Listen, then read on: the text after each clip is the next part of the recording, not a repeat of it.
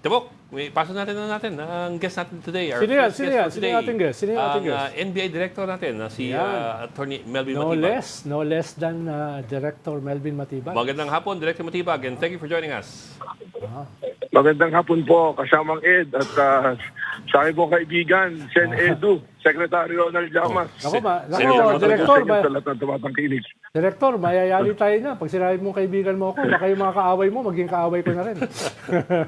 And likewise, Matagal na yatang ganun eh. and likewise, mga kaaway mo, mga kaaway niya. Ay, hindi siya yari. Mukhang mas marami ang Mas kaaway. marami akong ngayon. kaaway. Teka, Director, unahin ko muna siguro yung kay Jay Sonsa. Ano po yung update kay Jay Sonsa? Dahil siya hinuli kagabi. Well, nahuli nga po siya, inaresto po siya kagabi sa bisa po ng warrant of arrest na inisyu po ng Regional Trial Court ng Pasay. At maayos naman po yung kalagayan niya kung makita niyo po sa mga lumabas na video. Ito po, rolling ang video. Medyo nagre-reklamo po siya na medyo masama yung pakiramdam niya. Kaya naman po, kumuha po kami ng aming medical personnel para tingnan siya. At saka po, isinakay namin siya sa wheelchair na nahihirapan na po siya maglakad. Sa ngayon po, siya ay naka-detain po sa detention facility po ng National Bureau of Investigation po. Yes, sir. Pero sir, we understand, walang bail recommended, recommended na walang bail ng judge itong kaso ni Jay Sonsa. And I think si Mrs. Sonsa is questioning that fact na walang recommended bail. Bakit nga po walang bail? Ang nakalagay po sa warrant of arrest is not bailable. Hindi po sinabing no bail. Not bailable doon po sa kabuuan ng paragraph, sa second paragraph. Pero ang sabi nga po natin, sa Lunes po natin malalaman yan. Pagbukas po ng korte, sapagkat karapatan naman po ng abogado nila na questionin at mag-apply po, mag-petition for bail ang abogado. Pero tandaan po natin, ang pagbibigay po ng bail is a privilege. Yes. Although by practice po, yung po matataas na kaso, yung may matataas na parusa, yun po yung mga bail talaga. So, at yung mga, sabi may risk of running, yung mga ganyan, discretion po ng court kung bibigyan po ng bail o hindi po. Pero offhand, Director, offhand, Director, Opo. merong mga kaso talaga na non-bailable, di ba? Plunder, malversation with falsification of Murder, public mga ganyan documents, no, etc. No? Opo. Pero itong kaso niya, ano ba yung Opo. na-file sa kanya na kaso? Ang pinay po sa kanya, 2 kaso po yan eh. Violation ng Revised Penal Code, Article 154, publication po ng materials na nagpo-promote ng maling balita, Oo. at saka po violation of Cybercrime Law of 2012 po. Pero hindi naman siya non-bailable, ha? Yung dalawa na yon, di ba? Well, pag tinignan po yung penalty niya is prison mayor to prison correctional, the maximum. May mga ganyang kaso po, mga bailable po yan. Pero sabi nga po natin, yung pagbibigay po ng bail is a matter of discretion by the court. So may mga kinukonsidera po ang korte na sila po ang nakakalam yan. Yes, sir. We understand, sir. In the end naman, it's not the NBI that released the arrest warrant. Although we're wondering lang din, did the court, the judge who issued the arrest warrant, did he say why he wrote in the arrest warrant that na walang bail itong kaso niya? Well, kami naman po, dumarating lang po sa amin yung mandado de arresto, yung warrant of arrest. Hindi naman po kami ang nagdidetermine yan. Yes, sir. So pag dumating po sa amin yan, naka-address po yan sa law enforcement, Susunod i-enforce lang. po namin siya. Isasagawa po namin, susunod lang po kami. At meron po tinatawag dyan, pag na-arresto na namin, we will have to report to the court kung ano po yung nangyari dun sa warrant. Oo. Ito po yung gagawin namin, first hour Monday po. Hindi ko na nakilala si Jay Sonsa. Oo nga, Hindi na pala itsura niya. ano no? niya eh. Saka Medyo tumanda na po. wala siyang salamin kasi. Tapos nakapambahay lang. Sige, sir. So at this present time, he is at the NBI detention facility, and he is I suppose he's in good health pa naman. Cambio lang Meron po kami medical Cambio lang ng konti. personnel to attend to him. Cambio lang ng konti, Director. Ano na status Opo, dun sa yes kaso po. ni pamilya ni Mike Defensor? marami siyang mga sagot, marami siyang mga banat all over the place, no? Well, sa ngayon po, na-schedule na po ng prosecutor sa May 6, pinapasagot po yung mga naidemanda dyan, kasama po yung asawa at anak niya, at yung mga nakapangalan po ron sa Sirin Corporation. At kami naman po, patuloy po yung case build-up namin at investigasyon doon sa mga maaari pa pong masama sa kaso ng anti-human trafficking po. Pero sir, we understand ayon sa inyo, isasama rin si Mike Defensor mismo, hindi lang yung kanyang asawa at anak, isasama siya as one of those to be charged for human trafficking. Paano ho siya nasangkot? Is he part of Zerin or is he part of the mother company of Zerin? Ganito po, pinag-aaralan pa rin po namin yan kung sasampal talaga siya ng kaso. Pero habang pinag-aaralan po namin, lumalabas yung mga ebidensya. Ito po palang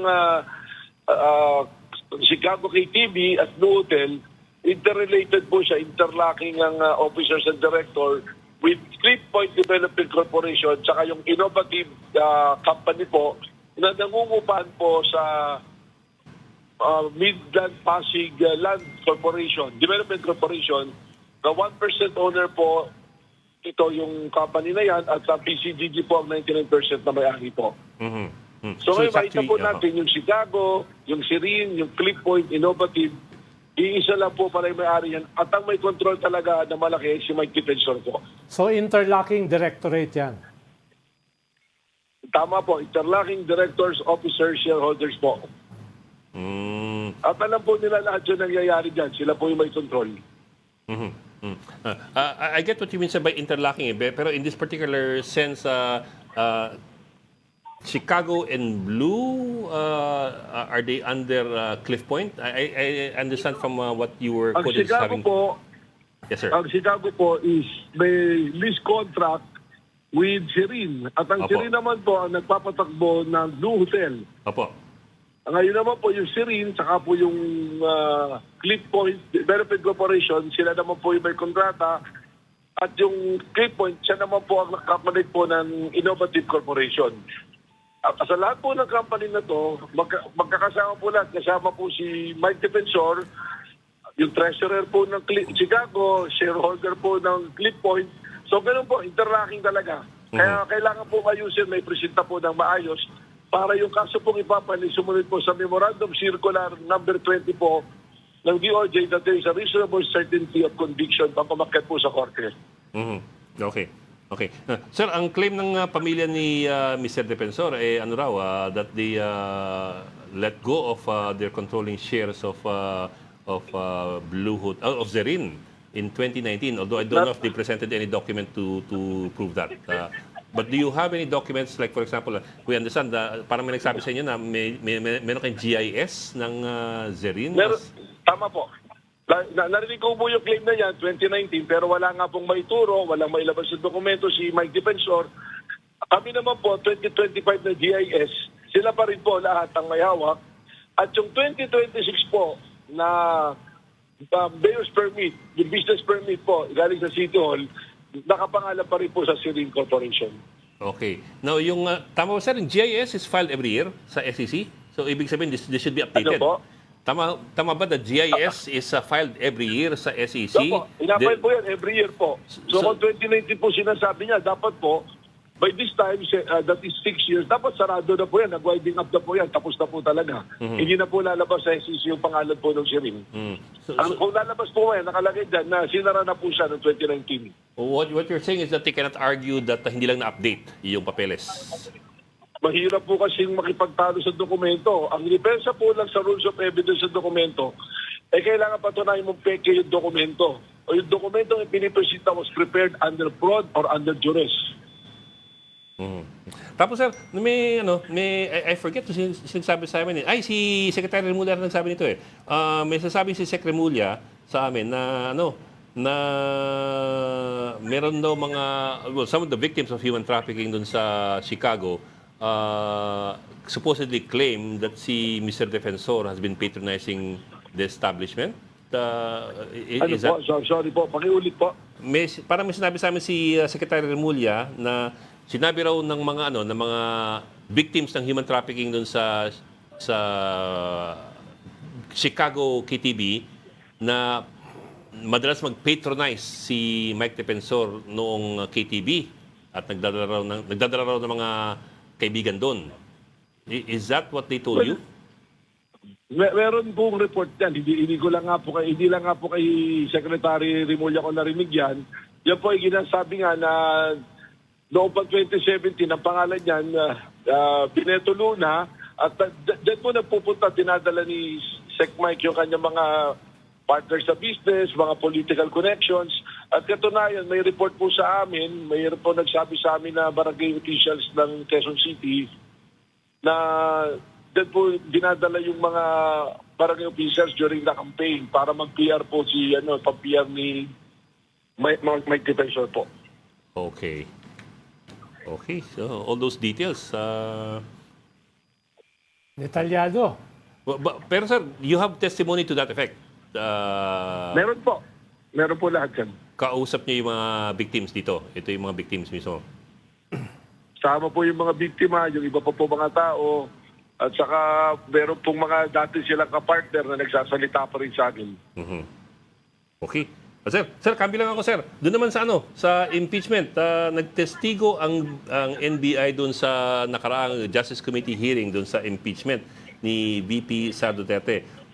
Ang sabi nga ng ibang congressman, mukhang isa sa mga pinakamalakas na maging batayan ng kanilang impeachment complaint yung itong grave threats na umunoy nilabas ni VP Sara online.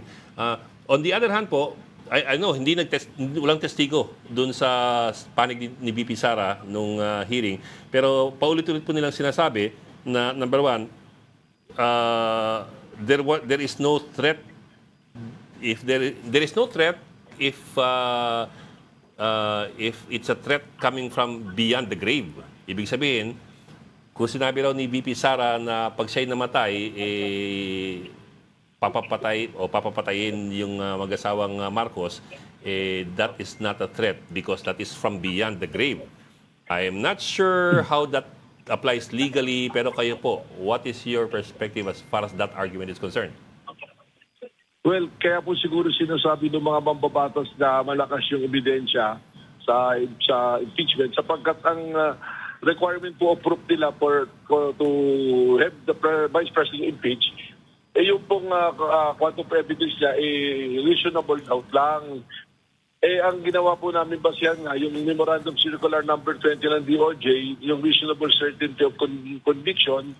So, napinag-aralan na po namin yun na lahat ng elemento ng grave threat ay nandiyan dyan po at lahat ng elemento ng inciting to sedition ay nandiyan dyan. Yung sinasabi po na condition na pag namatay siya, kasama na nga po yan sa elements na bumubuo ng grave threat So ngayon po, depensa na lang po nila yan. Kaya mas maganda nga po siguro umakyat po sa impeachment court para po marinig yung mga ebidensya. At kami naman po sa parte po ng NBI, ipinail na po namin yung grave threat at inciting to sedition sa DOJ. Noong isang taon pa po yan at inaantay po natin ang decision lang na resolution ng DOJ. Mhm. Director, ano po to? Ito ay Article 282, no? Article 282 ng Revised Penal Code. Tama ho ba? Hindi ko po kabisado yung article. Basta siya po ay grave threat. Sa Tagalog po, malubhang pagbabanta. Yung kasing Article 282 defines it as conditional threat or unconditional threat. So may ganoon palang paghihimay. May conditional at saka unconditional. Okay. Sige po. Huling tanong lang po tungkol doon. Meron ho bang would you know kung merong mga nakaraang jurisprudence pagdating sa mga ganyang kondisyon?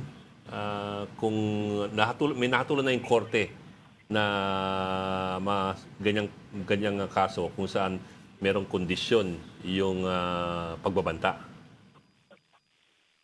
Well, marami pong kaso na ganyan. Hindi lang po eksakto na yung ganyan na pagbabanta. Pero ang importante po yan, yung pong elements na a threat to commit a wrong, nandiyan dyan, yung kung ano yung magiging crime, so papatayin, tapos deliberately communicated, tapos sabi nga niyan, with the dual condition that is a threat. Tapos yung intent po niya is manakot. Mag-cause ng fear. So yan po yung mga requirements at lahat po yan, nandiyan dyan naman po. Okay. Okay, Kabok. Ano pa? Sana, marami pang gagawin si Director eh. Oh, tsaka, hindi, holiday ngayon eh. Binulabog natin ang holiday ni Director eh. Oo nga.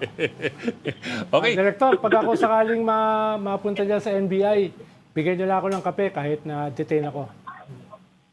Sige po, pati NBI clearance, bibigyan Basta ko po NBI kayo. clearance. Secretary Ronan. Salamat po sa inyo. Pacheck niyo muna sir, baka marami itong sabit. Nung last time humingi ako ng NBI clearance, meron akong kapangalan na kapangalan. So kinakailangan ko pang pumunta sa Quezon City Judge para linisin yung pangalan ko na hindi ako yun. Nakakulong sa Muntinlupa. No? Sigurado ka hindi ko yun. Oo. Grabe pa naman yung kaso, murder. No? Ako hindi ako makasakit ng lamok tsaka langaw. Alam mo, walang niniwala sa'yo.